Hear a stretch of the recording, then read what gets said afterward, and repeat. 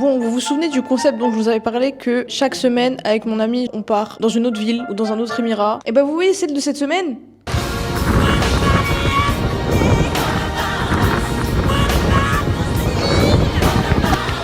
Rien ne s'est passé comme prévu, mais pour le bien. Donc du coup, ce vlog, il va être un peu spécial parce que je vais vous le narrer pour que vous compreniez un peu le déroulement des choses. Mais avant de vous narrer cet épisode, j'aimerais remercier le partenaire de cette vidéo qui rend en fait toutes ces expériences possibles, à savoir Opera. En plus d'être gratuit, Opera, c'est un navigateur qui est super pratique et je vais vous expliquer pourquoi. Vous avez un VPN gratuit qui est intégré directement au navigateur. Je sais que c'est la période des vacances et il y en a qui vont beaucoup voyager. Je sais qu'il y en a beaucoup qui, en voyageant, vont vouloir avoir accès à du contenu qui est disponible dans d'autres pays et pas celui dans lequel ils sont actuellement. Et bah avec Opera, vous allez pouvoir changer de continent. Si vous avez besoin de changer de localisation ou tout simplement de protéger votre adresse IP, surtout que sur internet on doit parfois rentrer nos coordonnées bancaires, nos infos personnelles, et c'est pour ça qu'un VPN déjà c'est hyper important. Ensuite, c'est un navigateur qui permet le multitâche. Multitâche parce que vous avez deux fonctionnalités trop bien, dont la première qui est la barre latérale de gauche qui regroupe toutes vos messageries et également le Media Player. Le Media Player, c'est ce qui vous permet en fait d'écouter vos podcasts sans avoir à quitter la page constamment. Et pour finir, vous avez Aria, directement intégré également dans la barre latérale à gauche, à qui vous allez pouvoir poser toutes vos questions quand vous en avez besoin. Ça aussi, c'est trop bien que vous avez besoin d'organiser un voyage ou quand vous faites un devoir et que vous avez besoin de sources. Donc si vous voulez profiter d'Opera, n'hésitez pas à faire un petit tour dans la barre d'infos. Il y a mon lien qui va pouvoir vous permettre d'accéder gratuitement à Opera. Merci à ceux qui cliqueront sur le lien, ça me permet de continuer à faire vivre la chaîne, à faire vivre, j'espère, bientôt de nouveaux projets. Maintenant, revenons sur ce trip à Liwa.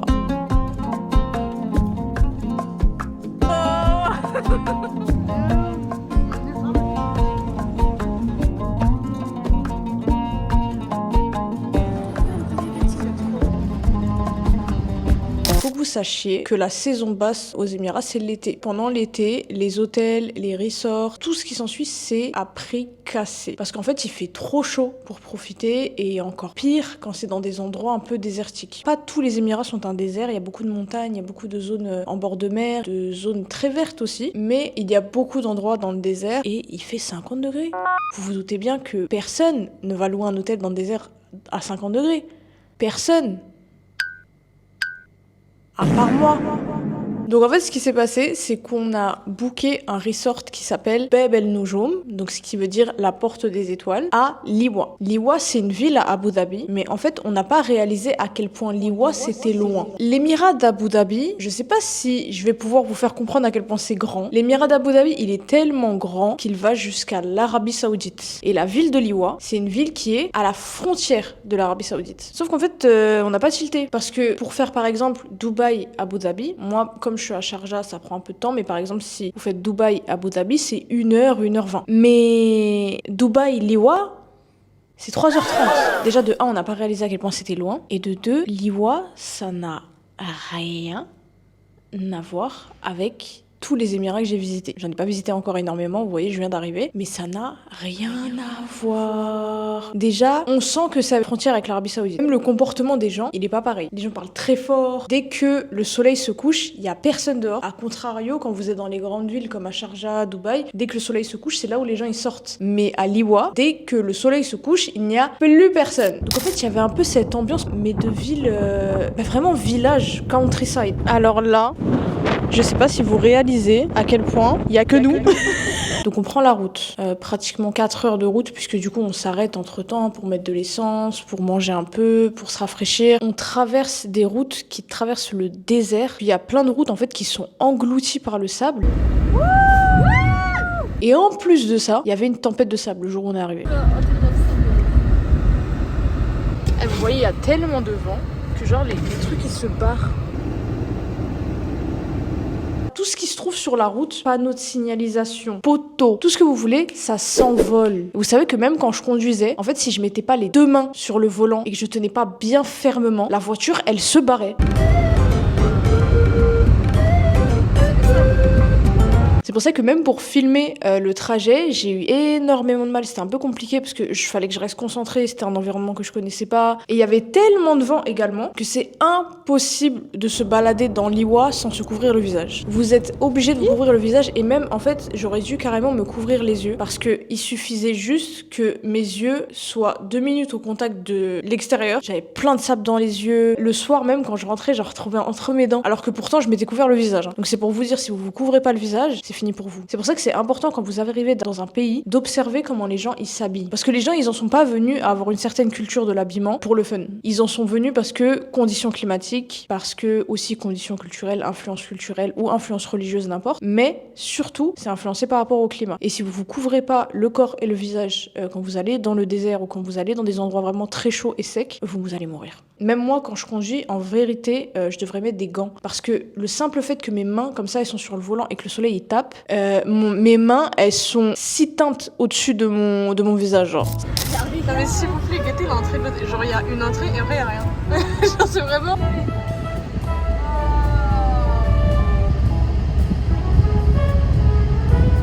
Les portes d'Agraba. La civilisation. T'imagines? Eh mais c'est pas l'autre qui nous a dépassé. Si, c'est lui. C'est lui. C'est lui qui a failli faire voltiger ma voiture là.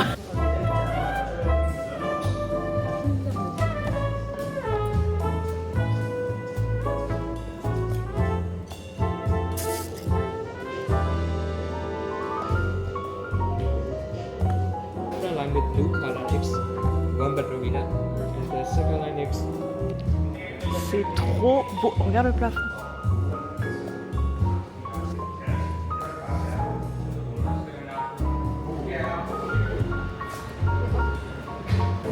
Alors, moi je veux une pizza. Tu connais en Italie? Moi je fais la traite, je prends des pâtes.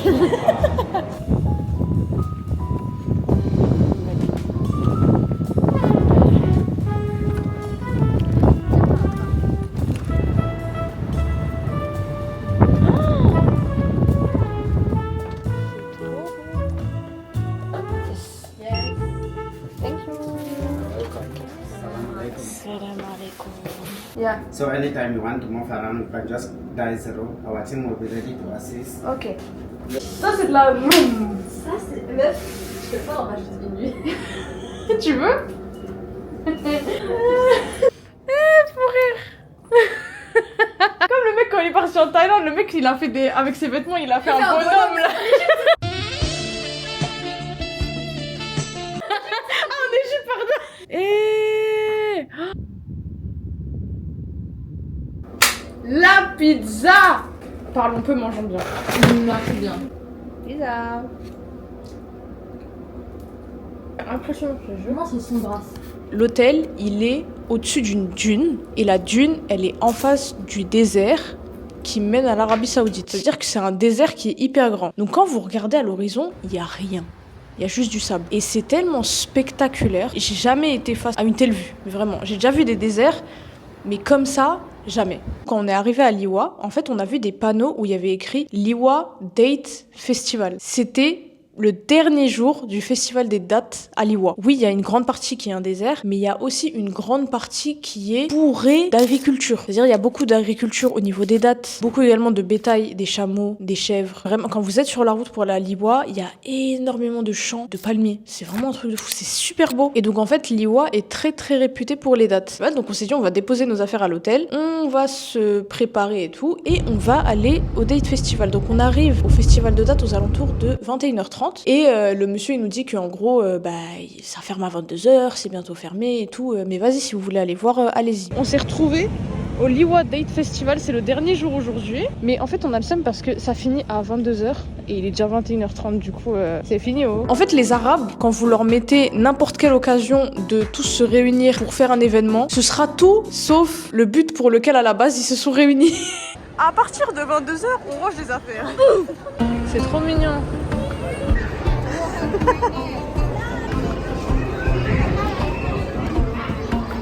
Les brasses.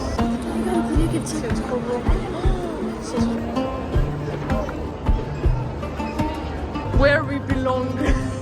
Donc oui, il y avait des dates, mais c'était pas du tout le sujet principal de l'événement.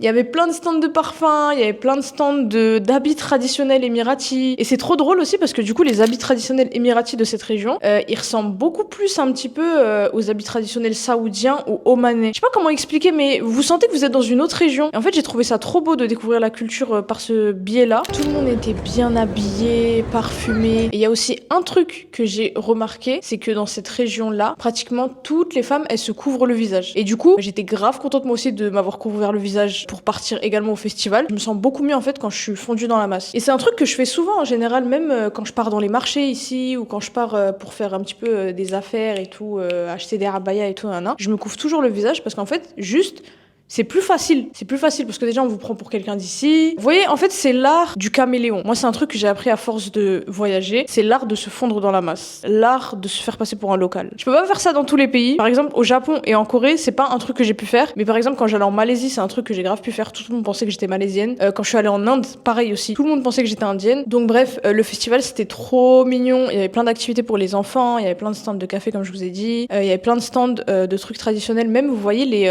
comment on dit, les paniers de mariage. On a beaucoup ça dans nos traditions, même au Maghreb. Et c'était trop mignon aussi. J'ai pas bien filmé parce qu'en fait, c'est gênant en fait de mettre le téléphone comme ça devant la personne ou ma caméra. Vous aviez plein de femmes comme ça qui s'asseyaient entre elles et ils se faisaient du café, ils restaient assis comme ça, ils parlaient entre eux et tout. Et c'était trop agréable et c'était trop réconfortant. Genre l'Iwa, c'était vraiment une espèce d'ambiance. J'avais l'impression juste de retourner dans la maison de mon grand-père au bled. Et même au niveau du comportement, ça a rien à voir. Les gens, ils parlent fort. Les petits, ils ont à peine 12 ans, on dirait ils ont 46 ans, ils ont déjà des factures à payer, ils se baladent comme ça et tout. Et on avait des petits de 13 ans conduire des 4x4.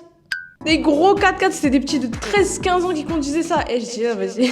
On est vraiment à la frontière dans le désert. Et donc, du coup, après, on est rentré à l'hôtel. Et quand on est rentré à l'hôtel, comme je vous ai dit, l'hôtel, il s'appelle Bab el Noujoum. Ça veut dire la porte des étoiles. Et pourquoi ça s'appelle la porte des étoiles? Parce qu'une fois qu'il fait nuit, vous avez la voie lactée au-dessus de l'hôtel, comme ça. La voie lactée, comme ça, qui traverse le ciel. Et c'est spectaculaire. Mais quand je vous dis spectaculaire, et du coup, j'en ai profité pour prendre plein de photos de la Voie lactée avec le mode constellation du Google Pixel 8 Pro. Et c'est magnifique. Et en se réveillant le lendemain matin, en fait, on s'est dit, mais c'est trop incroyable. On peut pas faire tout ça de route pour rester qu'une nuit. C'est pas possible. Donc du coup, on a prolongé, on a booké une deuxième nuit.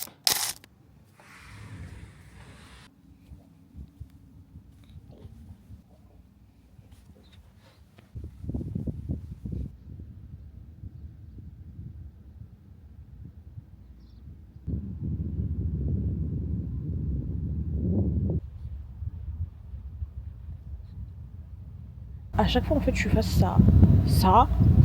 Je me dis, mais comment ils avaient fait à l'époque les prophètes, les marchands, les explorateurs? Comment ils avaient fait, en fait? Comment ils avaient fait? Genre, ça doit être effrayant. Tu regardes là, droit devant toi, et c'est l'infini. Et je me dis, c'est des gens, ils ont révolutionné le monde. Ils avaient vraiment des jambes et un rêve. Genre il suffit juste qu'il y ait un peu de vent et la dune elle m'engloutit. Et nous on est là, on se prend pour je sais pas qui là. Et on n'est pas le centre du monde, on est vraiment d'humbles êtres humains. Donc tâchons de vivre correctement, dignement, sagement et d'en faire profiter les autres. Et prenez la vie comme elle vient surtout, c'est important.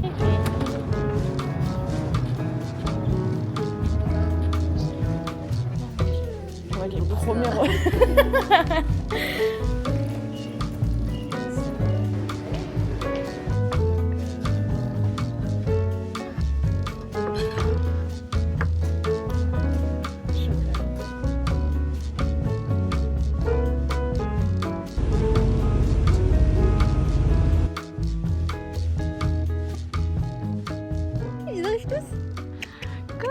Coucou, ça va quoi? Ça va? Bébé chat. Et comment il grogne lui? Ça n'a pas de nourriture, ouais, c'est en mode tu nous as ramené pour rien. Elle est trop belle, C'est ouf. Non, il n'y a rien à manger, il va manger ta main. Et c'est... Oh. Et... ça c'est une femelle ça. Elle a une tête de femelle un peu. Oh bébé. Je vais laisser à la balle. Comment manger le hijab là? Wow. C'est impressionnant. C'est un Un grand truc animal. Hein. de ouf. Ah mais vraiment. Wow.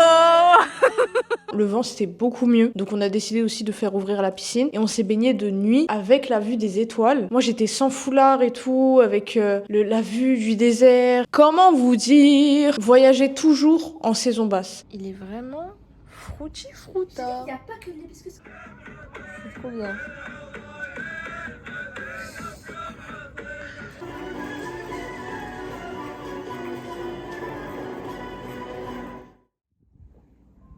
C'est quoi qu'il est? Je crois que c'est un charbon blanc, non?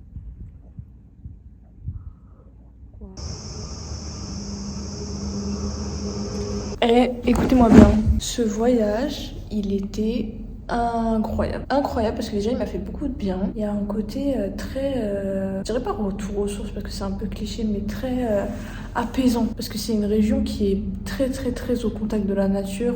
Il y a des champs, il y a des palmiers, il y a des animaux partout. C'est toujours pour moi la partie importante du voyage, c'est que je renoue ce lien avec la nature. Genre, j'ai l'impression de parler comme, vous voyez le même là, des gens qui disent ouais quand j'achète un savon bio là. Wow, wow, wow, wow, wow, wow. Yeah, yeah, yeah, yeah, yeah, yeah. Par contre, le retour a été un peu catastrophique. Parce que ma voiture m'a fait une phase. En gros, il y a une roue qui s'est un peu dévissée. Et moi, en fait, pendant que je conduisais, je le sentais jusqu'au moment en fait, où je suis montée à 160 km/h. J'ai cru que ma roue, elle allait se barrer. J'ai senti mon truc vibrer comme ça. Et en plus, il y a des routes où pendant 45 minutes, vous avez aucune pompe à essence, aucun garage, rien du tout. C'est vraiment de la ligne droite. Si vous n'avez pas mis d'essence avant, vous êtes foutus. D'accord? Donc si vous allez à Liwa, faites bien attention. Mettez votre plein à mi-chemin avant d'arriver dans le désert parce que sinon... On a mis 4 heures pour arriver à Dubaï, j'ai déposé mon ami et après j'ai foncé direction Sharjah, sauf qu'en fait il était 17h. Et c'est pile l'heure en fait des bouchons. Voilà. C'est l'heure des bouchons. 1h, 1h30, j'ai roulé et c'était tellement bouché que ça avançait pas. Donc à un moment donné, j'étais presque arrivée à Sharjah, j'étais vraiment à la porte de Sharjah. Mais j'ai décidé de m'arrêter dans une station essence. Déjà de 1, pour mettre un peu d'essence. Et de 2, pour m'arrêter dans une petite mosquée, prier et tout. La mosquée elle était magnifique. C'est une station essence. Quand vous faites Dubaï-Sharjah, vous la voyez tout de suite. Comme ça, j'ai un peu soufflé et tout, un peu là. Parce que là, depuis midi, on avait pris la voiture. Il était 19h, j'étais toujours pas arrivée chez moi et j'en pouvais plus. Et donc en fait je me suis dit bah foutu pour foutu, je devais acheter des abayas parce que je vais bientôt voyager. Et en fait quand moi je suis ici, vous voyez 4 abayas ça me suffit. 4 abayas noirs ça me suffit parce qu'en plus j'ai ma machine à laver, je peux faire des lessives, je peux remettre les habits que j'ai et tout, y a pas de souci. Sauf que quand vous voyagez, il vous faut du change parce que vous savez jamais vraiment quand vous allez pouvoir faire une machine. Donc du coup j'ai décidé d'aller à Ajman au Shourouk Mall. Shourouk, je sais pas si c'est Shourouk ou Shourouk, je sais pas comment ils prononce ça. Mais en gros, vous voyez, je vous ai beaucoup parlé du Abaya Mall de Mirzif. Et ben le Shourouk Mall, c'est la même chose, mais à Ajman, avec des prix beaucoup plus attractifs. C'est interdit de filmer, c'est pour ça que je vous ai pas filmé cette partie-là du vlog. Les modèles aussi, il y a beaucoup plus de modèles originaux. Bah celle-là aussi, je l'ai achetée hier au Shourouk Mall. Et après, je suis rentrée chez moi et je me suis évanouie, voilà. J'étais trop fatiguée. J'ai conduit pendant presque 10 heures. Je suis arrivée chez moi à 22h30. J'ai pris la voiture à midi. 10 heures de conduite, je savais même pas si c'était possible. Donc bref, voilà, c'était l'ambiance du voyage. C'était magnifique, reposant, chaleureux. C'était beau, j'ai beaucoup aimé. Et c'était une espèce de petite retraite. Vous voyez, genre d'être coupé comme ça du monde, d'être coupé de la civilisation, d'être coupé du monde comme ça, des gens, de la circulation, de tout ça. Ça fait beaucoup de bien. Ça fait beaucoup de bien. Et franchement, je vous le conseille à tous. Donc du coup, voilà, c'est tout pour ce petit vlog. En tout cas, j'espère qu'il vous aura plu. N'hésitez pas en commentaire à me dire ce que vous en avez pensé. N'oubliez pas, vous pouvez profiter gratuitement de Opéra avec mon lien en barre d'infos. Prenez soin de vous et on se dit à la prochaine. Bisous! Wow, wow, wow, wow, wow, wow. Yeah, yeah, yeah, yeah, yeah, yeah. Dans ma cabane, dans ma forêt, dans la